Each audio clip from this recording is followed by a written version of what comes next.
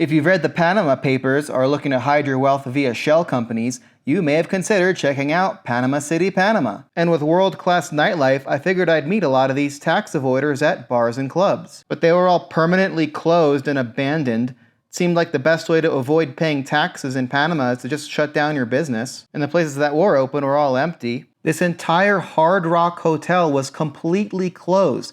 Here's what it looks like at night to prove I'm not making this up. So I did find some activity, and from the bartenders I talked to, they explained to me that after the pandemic, a lot of places never opened back up. But there's still plenty of fun things to do in Panama. It's just a little bit more low-key than, say, Cartagena, Colombia. So this here is the downtown part of Panama, where there's absolutely nothing going on at night. Avoid here for nightlife. Right below it, in the middle of the area, is this huge residential section. This is mostly for the locals. I would strongly advise against setting foot in here. And south of that is the tourist-friendly Casco Viejo. This here is the president's mansion, which you're not allowed to get anywhere near as there's police all over the place, making it extremely safe for tourists. I really enjoy just wandering the streets around Casco Viejo, taking in all the sights, architecture, plazas, bars, restaurants, and coffee shops.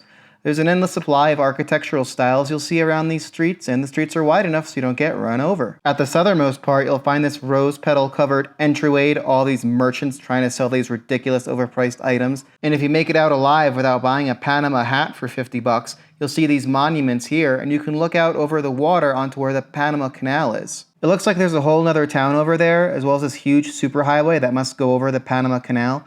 You can see a couple of the cargo ships off there in the distance, as well as a few cruise ships that are docked for tourists. This place is also very pet-friendly. There's a cat just hanging out in the middle of the roadway, wandering around, looking for a place to take a nap, like under this Kia. If you're looking for a good happy hour, check out La Rana Dorada. They have a bunch of these places in Panama, and they have American sports, which is refreshing. Other than that, there are really only a handful of other bars, like this Mandinga rum bar was pretty popular. My personal favorite was the Blue Moon Brewery. They had a few craft beers you could only get there. And there are, of course, plenty of rooftops, like this Vista Corona Lounge was close by. You can get a pretty good view of the town, although you can see you're really not that high up. As for nightlife, the scene is pretty tame compared to other places I've been to.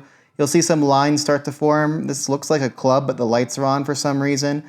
Down here is where the main action is by these spotlights, but you'll see it's pretty empty. And a lot of these places are permanently closed, like this Flamingo bar that still says it's open on Google Maps. The Blue Moon bar was actually pretty thriving at night. They had a couple dancers and they're playing some fun music that I liked. Compared to the real clubs, which were a few blocks north, like this is the Jaguar and Teatro Amador, you can check them out, they're pretty crowded, but there's mostly Spanish music, I really wasn't that into it. And once you wake up the next morning full of regrets, you can check out the downtown portion of Panama City, which is over on the other side of town. It's about a 10-minute Uber drive, or you can take this wonderful walkway here right by the water. And on the way, you'll pass by this huge mall of restaurants with fresh seafood. And during the weekends, this little walkway path gets super crowded.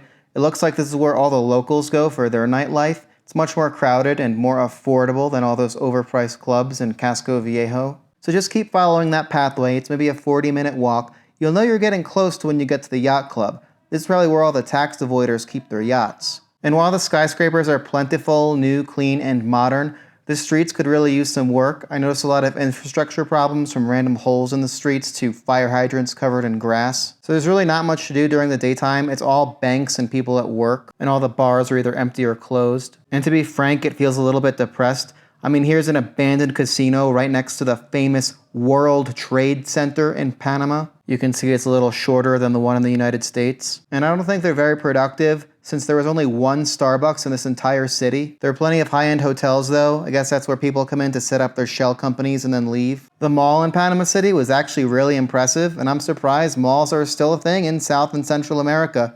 I guess that's because they don't have Amazon.com there yet, so people have to physically go out and buy all their goods. I did find a few fellow degenerates drinking during the daytime at this beer garden, which was kind of a letdown. It's just a hotel bar marketed as a beer garden.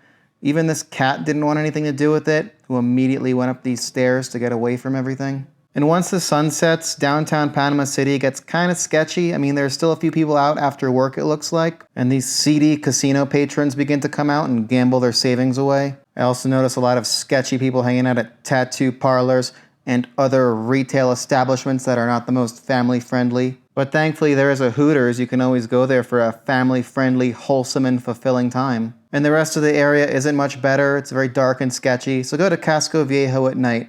I hope you found this video useful, and please like and subscribe if you did. Thanks for watching until the end.